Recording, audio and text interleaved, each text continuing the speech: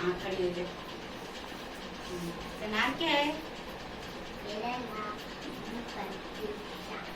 पिता का नाम? मेरे पिता के नाम नरेश कुमार। और माता का नाम?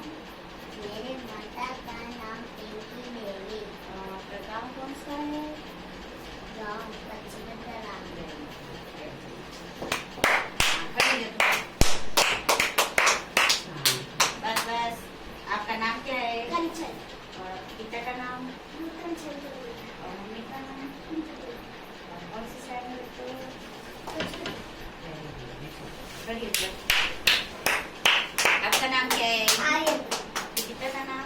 गौतम जी। और मम्मी का नाम? भगवती देवी। और कौन सी साइड में रहते हो? सुबह। आपका नाम? राधिका। पिता का नाम?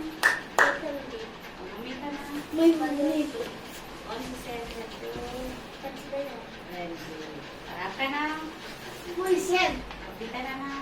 मुकेश कुमार। मम्मी का नाम? ललिता देवी। कौन सी साइड में रहते हो? वसुंधरा। Very good.